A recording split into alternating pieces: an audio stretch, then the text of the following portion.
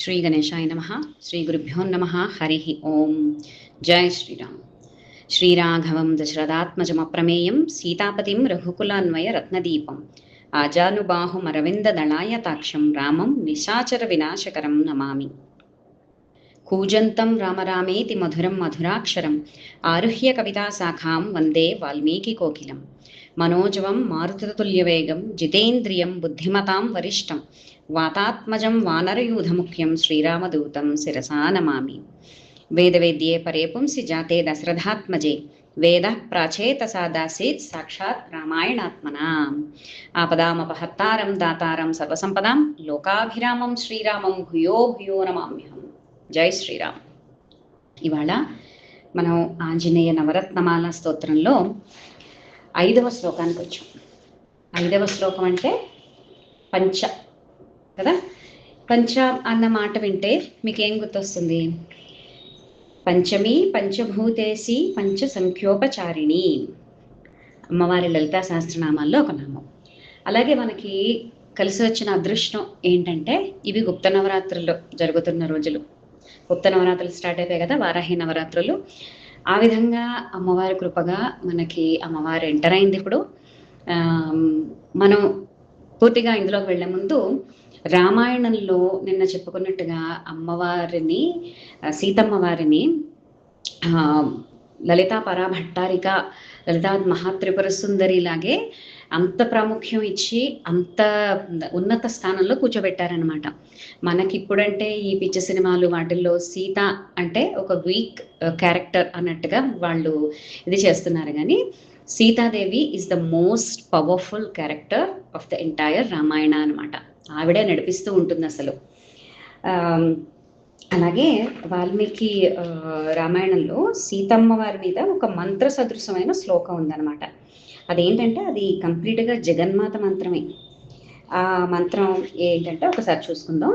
తదున్నసం పాండురదంతమవ్రణం శుచిస్మితం పద్మపలాశలోచనం ద్రక్షే తదార్యావదనం కదాన్వహం ప్రసన్నతారాధిప తుల్యదర్శనం.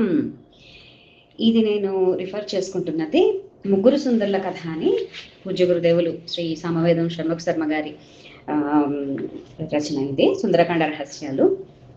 ఈ శ్లోకం అర్థం తెలిస్తే శ్రీమాతను ఉపాసించే అలవాటు ఉన్న వారికి సంపూర్ణంగా అమ్మవారి దర్శనం ఇస్తారట. అంటే ఆ తల్లి వదనాన్ని ఇక్కడ స్వామి వర్ణించలేదు, ధ్యానం చేశారనమాట. అంటే దర్శించాలనే దర్శన కాంక్షను వ్యక్తపరుస్తున్నారట స్వామి హనుమ. భక్తుడు తన దైవాన్ని చూడాలి అనే భావం కలిగి ఉంటాడు.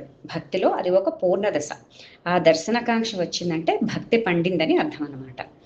ఎన్నడు చూతునో ఇనకుల తిలకాని నెన్నడు చూతునో అని త్యాగరాజుల వారి ఒక కీర్తన ఉంటుందన్నమాట.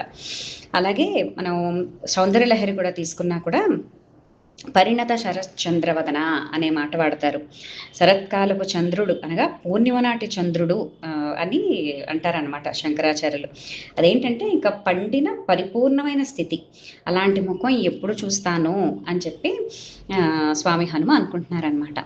ఇంకా మంచి మంచి పదాలు ఇక్కడ ఏంటంటే ద్రక్షే తదార్య వదనం కదా అంటే ఆర్య అంటే పూజ్యురాలు అనమాట. పరమ పూజ్యురాలైన జగన్మాతకి ఆర్య అనే నామం ఉందిట. అటువంటి ఆ తల్లి వదనాన్ని ఎప్పుడు చూస్తానో అని అనుకోవడంలో మనకి అమ్మవారి ముఖం వర్ణన కనిపిస్తుంది అనమాట. ఒక్కసారి కళ్ళు మూసుకుని ఊహించుకోండి. చక్కని ముక్కు, తెల్లని పలువరుసతో ఎటువంటి దిగులు లేకుండా ప్రసన్నంగా చంద్రబింబంలా ఉండే ముఖం, శుచిస్మితం నిర్మలమైన మందహాసంతో ఉన్న ముఖం, పద్మపలాశలోచనం తామర రేకుల వంటి విశాలమైన నేత్రాలతో ఉన్న తల్లి వదనం, ప్రసన్న తారాధిప తుల్యదర్శనం అంటే ప్రసన్నమైన పూర్ణచంద్రుని పోలిన వదనం అనమాట. రాకాచంద్ర సమానన అని 16 కళల పూర్ణచంద్రునితో అమ్మవారి వదనాన్ని ఇక్కడ పోలుస్తారు. అమ్మవారు చంద్రస్వరూపిణి అని చెప్తారనమాట. ఆ చంద్రకళే సౌదాఖ్య కళ, ధ్రువాకళ అని చెప్పబడుతుందట. అది జగన్మాత స్వరూపం అనమాట. సో మనం ఒక్కసారి ఈ శ్లోకం, ఇది కూడా నిత్యం పారాయణ చేసుకోదగిన శ్లోకం. ఆ చిరునవ్వు, నాసిక, విశాలమైన నేత్రాలు ఇవి మనకి. అలాగే మనపై కరుణ వర్షించే విశాలమైన నేత్రాలు, మందహాసం, వీటితో శోభిల్లే అమ్మ వదనాన్ని ఎప్పుడు చూస్తాను అనుకుంటూ వెళ్తున్నారనమాట స్వామి. So again this is also recap అనమాట నిన్నటి నుంచి.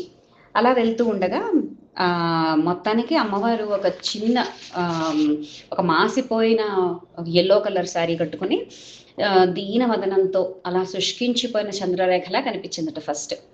సో ఈయన అక్కడి నుంచి ఒక చెట్టు ఎక్కి చిన్నగా చూస్తున్నారనమాట. ఆ రోజు ఏంటంటే మార్గశిర శుద్ధ త్రయోదశి.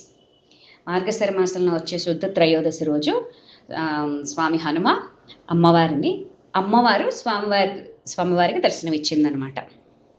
అయితే ఆ తర్వాత ఏమైంది, అక్కడి నుంచి చూస్తున్నారు. ఇంకా అక్కడి నుంచి ఇప్పుడు ఈ రోజు జరిగే శ్లోకం వరకు ఒక క్విక్గా రీక్యాప్ చూసుకుంటే, ఫాస్ట్ ఫార్వర్డ్, రావణుడు వస్తాడు. స్వామి పైనుంచి అన్ని అబ్జర్వ్ చేస్తున్నారు.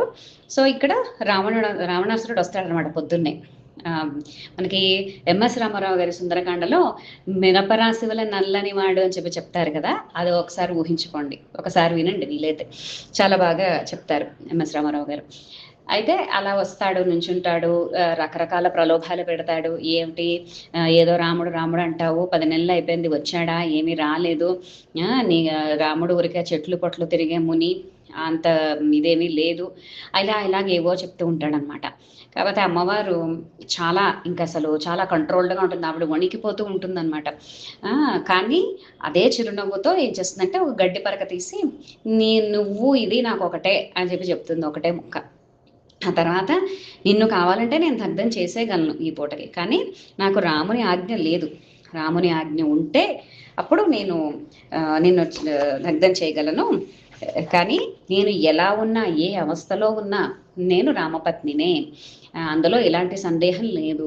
నువ్వు ఇవన్నీ ఆలోచించుకొని రామునికి నన్ను అప్పగించేస్తే బతికిపోతావు, లేదు అంటే ఇంక నీ ఇష్టం, నీ కర్మ అని చెప్తే వీడికి ఇంకా కోపం వచ్చేస్తుంది. నీకు 2 నెలలు గడివిస్తున్నాను, ఆ తర్వాత నువ్వు నీ ఇష్టం, నేను స్పేర్ చేయనని చెప్పి ఆ చుట్టుపక్కల ఉన్న ఆ రాక్షసీ గణం ఉంటారు కదా, వాళ్ళందరికీ చెప్తాడు, ఈ 2 నెలల్లో మీరు ఎలాగైనా ఒప్పించండి, లేదంటే తినేయండి అని చెప్తాడనమాట. అయితే ఇంక వీళ్ళు మొదలు పెడతారు. ఆవిడ చుట్టూ కూర్చుని, ఏంటి రాముడేంటి, ఇదేంటి, అదేంటి, ఇలాగ రకరకాలుగా హిప్నటైజ్ చేయడానికి ట్రై చేసేస్తారనమాట. అప్పుడు ఆవిడ మంచి దాంపత్యం ఎలా ఉండాలనే దాని మీద కూడా మంచి మంచి శ్లోకాలు చెప్తుందనమాట. దీనుడైనా రాజ్యహీనుడైనా, డబ్బులున్నా లేకపోయినా, ఎలాగైనా నా భర్త నాకు గురు, నేను శశనం రోహిణి అధ, ఒక రోహిణి ఎలాగైతే అనుసరిస్తుందో చంద్రుడిని, నేను అలాగుంటాను, అలాగే సూర్యుడిని సువర్చలాదేవిలాగా, అలాగా నేను ఎప్పుడు నా భర్త వెంటే ఉంటాను అని చెప్తుంది. కానీ ఏంటంటే వీళ్ళు ఇలాగ ప్రతిసారి ఇలా ఏదో ఒకటి బుర్ర తింటూ ఉంటే ఆవిడకి ఒక రకమైన వైరాగ్యం వచ్చేస్తుంది. సేమ్ హనుమంతుల వారు ముందు సర్గల్లో ఎలా ఫీల్ అయ్యారో ఈవిడ కూడా అలాగా చాలా, ఇంకా లేదు, నేను బతికి లాభం లేదు, ఎందుకు వచ్చింది నాకు ఇన్ని కష్టాలేంటి, అంత పెద్ద రామచంద్రుడి పత్నిని, అయినా నాకు ఇన్ని కష్టాలేంటి అని ఊరికే మన గురించి అనమాట అవన్నీ. అసలు రామచంద్రమూర్తిని చేరకుండా దూరంగా ఉండి జీవించడం కంటే ఈ శరీరాన్ని త్యజించడమే మేలు అని కూడా అనేసుకుంటుంది పాపం. అయితే అలా అనుకోవడంలో కూడా ఎంతసేపు రామ రామ రామ రామ అంటూ రామనామస్మరణే చేసుకుంటూ ఉంటుందన్నమాట. అప్పుడు ఆవిడ ఇలాగ చెప్పుకుంటూ తనకి తానే చెప్పుకుంటూ ఉంటుంది మళ్ళీ, ప్రియాన్న సంభవే దుఃఖం అప్రియాధధికం భయం తాభ్యాం ఏ వియుజ్యంతే నమస్తేషాం మహాత్మనాం అని ఇవాళ శ్లోకం అమ్మవారి నోట్లో చూస్తుంది. ఇది ఎంత ఇంపార్టెంట్ అంటే ఇది కూడా రోజు పారాయణ చేసుకోదగ్గ శ్లోకం. దాని మీనింగ్ ఏంటంటే, నేను దుఃఖంతో విలువల్లాడిపోతున్నాను, ఇక్కడ నాకు కష్టం వచ్చింది, దుఃఖంతో వణికిపోతున్నాను, కానీ మహాత్ములను ఎవరంటారట, ఏ దోషం లేని అంతఃకరణం కలిగిన వారు, మనస్సును నిగ్రహించుకున్న మహాత్ములు దుఃఖాలు కలిగినప్పుడు కుంగిపోరు, అలాగే సుఖాలు కలిగినప్పుడు పొంగిపోరు. లోకంలో సుఖ దుఃఖాలు కలుగుతూ ఉంటాయి. సుఖాలు వచ్చినప్పుడు మనం పొంగిపోతూ, దుఃఖాలు కలిగినప్పుడు కుంగిపోతూ ఉంటే తన స్థితిలో తాను ఎప్పుడు ఉంటాడు అసలు? ఏ వికారాలకు చలించకుండా నిశ్చలంగా ఉండే స్థితిని స్వాత్మనః స్థితి అంటారు. ఆ స్థితియే మన పర్పస్ ఆఫ్ లైఫ్ అవ్వాలన్నమాట. దాన్నే సచ్చిదానందం అంటారు, అంటే సత్ చిత్ ఆనందం. వీటన్నిటికీ మూల కారణం అంటే సుఖ దుఃఖాలకి ఇమీడియట్గా మనకు నచ్చింది ఏమైనా మన దగ్గర ఉంటే అది సుఖం, ఆ నచ్చినది ఏమైనా పోయింది అంటే అది దుఃఖం. ఇలాగా ఇదంతా మనసు ఆడే ఒక గేమ్ అన్నమాట. ఈ స్థితిలో నేనున్నాను ఇప్పుడు ప్రస్తుతం అమ్మవారు అనుకుంటుంది. అవి లేని వారు మహాత్ములు. ఓకే, వారికి ప్రియాప్రియాలు ఎలా ఉన్నా ఒకేలా ఉంటారు. ఇది ప్రియం ఇది అప్రియం అని ఉండరనమాట. ఒక రమణ మహర్షి ఎగ్జాంపుల్ తీసుకున్నారంటే, రమణ మహర్షి ఎప్పుడూ కూడా ఒక ధ్యాన స్థితిలో ఉంటారు. అలాగే మనం రమణ మహర్షి ఇలా చేశారు, మనం ధ్యానం అనుకరించకూడదు, కానీ వారి జీవితాన్ని మనం ఇన్స్పిరేషన్గా తీసుకోవాలన్నమాట.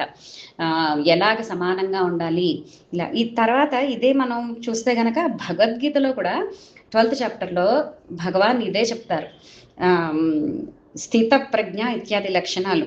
అది ఏం చెప్తారంటే, దుఃఖేష్వనుద్విగ్నమనాః సుఖేషు విగత స్పృహ వీతరాగభయ క్రోధ స్థిత ధీర్ము నిరుచ్యతే అని కృష్ణ పరమాత్మ మనకు చెప్తారనమాట.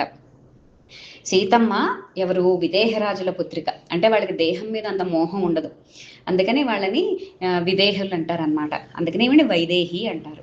కనుక అలాంటి బ్రహ్మజ్ఞానుల గురించి అవగాహన కలిగి వారికి నమస్కారం చేసుకుందిట.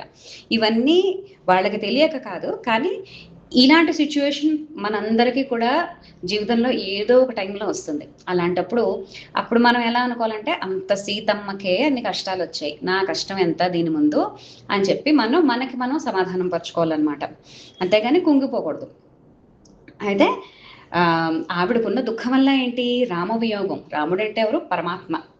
అలాంటి దుఃఖం కూడా చాలా గొప్పదిట. అమ్మ భావంలో ఉన్న విశేషం ఇదనమాట.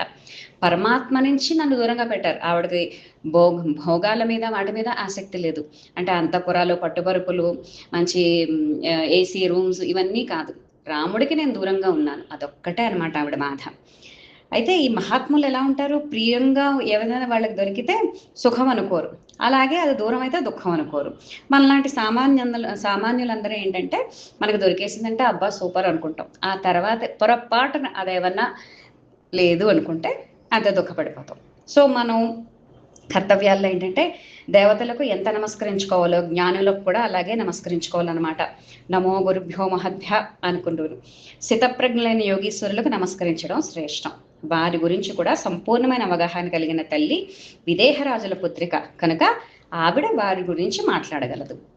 అసలు ఈ శ్లోకంలో ఏంటంటే, అలాగే దీనికి సంబంధించిన గ్రహం గురుగ్రహం, బృహస్పతి.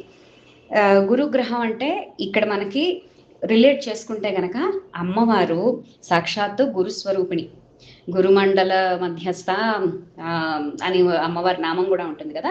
సాక్షాత్తు గురుస్వరూపిణి అనమాట. ఇలాగే మనకి గురు రూపంలో ఆవిడ ఇలాంటి విషయాలన్నీ మనకి చెప్తోంది. అది మనం గట్టిగా పట్టుకోవాలి, గట్టిగా మనం దాని గురించి ఆలోచన చేసుకుంటూ ఉండాలన్నమాట ఎవ్రీ టైమ్ అండ్ నౌ. అలాగే పైన ఇచ్చిన చార్ట్లో చూసుకుంటే బృహస్పతి వీక్గా ఉండడంలో, గురుగృహం వీక్గా ఉండడంలో ఏమేంటి వస్తాయి, అలాగే వాటికి సంబంధించిన ఈ శ్లోకంలో మనకి కావాల్సినవి ఏంటి అనేది పైన వివరంగా ఇవ్వడం జరిగింది. అదొకసారి రిఫర్ చేసుకోండి. అలాగే అందుకే ముందు చెప్పినట్టుగా సీతమ్మ వారు ఇక్కడ మోస్ట్ పవర్ఫుల్. అదే త్యాగరాజ స్వామిది ఒక కీర్తన ఉంటుంది, మా జానకి చెట్టబట్టగా అని. మా జానకి చెట్టా పట్టగా మహారాజు వైతివి అని చెప్పి అమ్మవారి పక్షమే తీసుకుంటారనమాట ఎప్పుడు కూడా. చాలా బాగుంటుంది, యూట్యూబ్లో ఉంటుంది, వినండి. సో అలాగా ఈ ప్రస్తుతానికి మనం 5 శ్లోకాలు కంప్లీట్ చేసుకున్నాము. రేపటి నుంచి ఇంకా చాలా బాగుంటుంది. ఇంకా ఆల్మోస్ట్ సుందరకాండ 3/4 అయిపోయినట్టే. రేపు మళ్ళీ 6వ శ్లోకంతో కలుసుకుందాము. అప్పటిదాకా జై శ్రీరామ్. ముగింపు శ్లోకాలు చూసుకుందాం. ఏవమేతత్ పురావృత్తం ఆఖ్యానం భద్రమస్తు వః ప్రవ్యాహృత విశ్రబ్దం బలం విష్ణో ప్రవర్ధతాం.